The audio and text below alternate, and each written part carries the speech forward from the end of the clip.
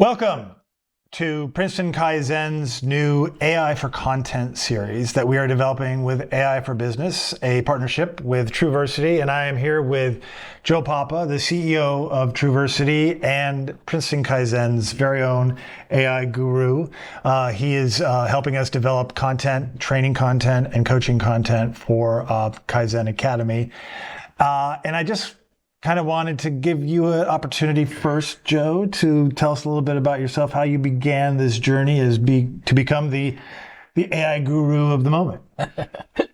Sounds so fancy, AI guru. No, it's great to be here, Chris. And it's interesting how kind of life takes its turns and the opportunities that are presented to you, and you go out into the world and start speaking about things that you're passionate about.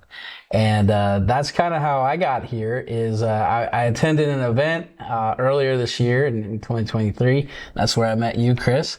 And of course, we were talking about the topic of AI, and AI came up. So having 25 years experience in the research and development field, working probably over a decade now on some of the later technologies in AI, is we had some really good conversations in that seminar. So happy to be here and excited to talk some more about AI.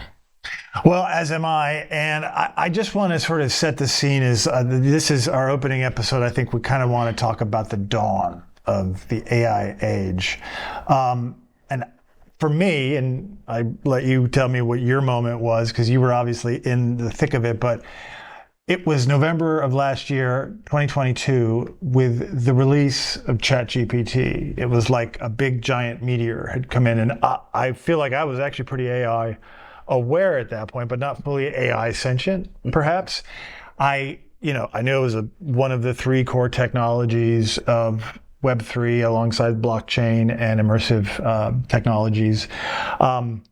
I know that IBM had been working with it, with Watson for many, many years, and that it was changing the way manufacturing was happening. But there was something about ChatGPT and the ability to actually use it yourself, I think, that made it suddenly very real to so many people all at once. And it has almost been like this kind of seismic event.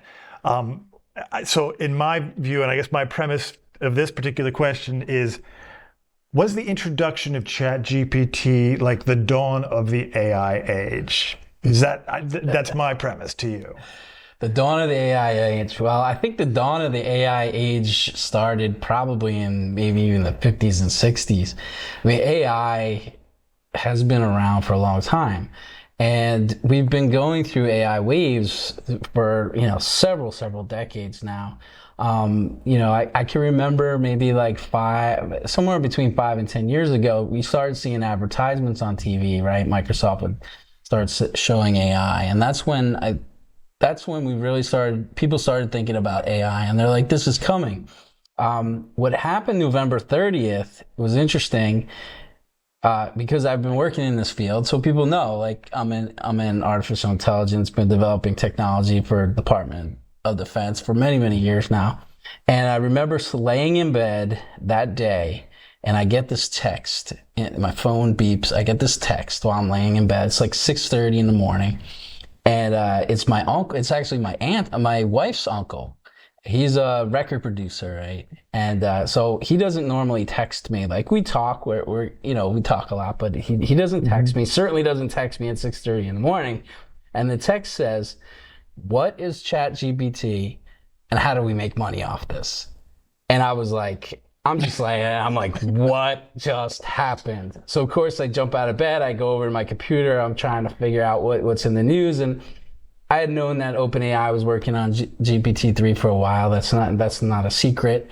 In the research and development community, it was a big deal. Mm-hmm. This was like 2 years even before ChatGPT came out. Is like, they're like, this cannot get into the wrong hands. It is so good at generating text. Mm-hmm. And the access to it was very limited. Like, this wasn't something that was in the open domain where you could just go on there, get the model, get all the weights and the trained parameters.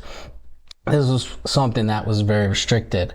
And when I got that text and I saw that now, bam, this is in the world, and somebody, basically anybody, whether it's my wife's uncle or my neighbor or anybody can now use AI in this way was life-changing. I knew it in the world. Well, I mean, the buzz was immediate. And, I think of like the introduction of Google, Facebook, even AOL, hitting that slingshot growth was a matter of years, really. I mean, Facebook was in the, dorm rooms, in the Ivy League, and then it was throughout the Northeast, but the rollout took a long time.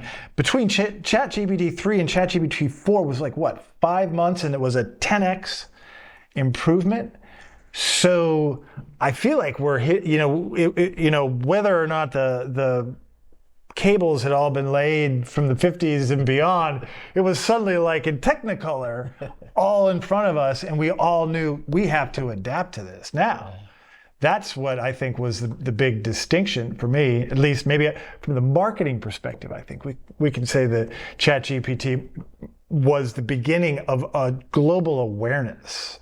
I think it was the first really commercially realized generative tool that people could sort of wrap their head around and go, oh, I see where this is going, right? That to me was the big moment. Our premise for this series is that AI is going to be shaping communications, politics, business, operations, culture, society, everything from this day hence. And the idea that like you could call the social era an era, right? An era is something that, can last as long as a presidential term. Like you've got the Bush era and the Obama era and the Clinton era, whatever. This is an age. This is a new age because all of this stuff is going to be a part of our lives from this day forward. Like communications will never be the same again. And I guess my second premise is this like I think with the space race in the 50s and 60s, you had the dawn of the space age. I think this is the new age. We have now entered the AI age. Would you agree with that premise? The AI age in that sense, yes. From a generative AI point of view, the ability to tell the difference between something that's human generated versus AI generated is the line has blurred significantly. And that's really where things have changed, is that you can see a video, you can hear some voice, you can hear an audio, you can look at an image, you could read a document, or you can read an article on something. And the ability for a human to go in there and determine, is this something that AI generated or is this something that came from a human? It's going to be difficult to tell apart. Well, I think that's actually a really good opportunity to talk about just what is generative AI, because it is basically a piece of synthetic content, whether it's text, video, image, audio, other data. It's basically a machine-made piece of content, which is why I want to, in this series, talk about AI for content, but also AI for business content. And AI, in its new capability or its new guise is like its general storytelling assistant, which is going to help with marketing, which is going to help with business presentations, which is going to help with, making the sale, closing the deal, rallying the troops, and all those other things. That's, I think, the focus we want to take with this particular first series together, and see if we can kind of get to the bottom of how the best to use AI in your business and how to take advantage of it day to day without kind of falling victim to some of the scary downsides of it, right? So that's our goal here.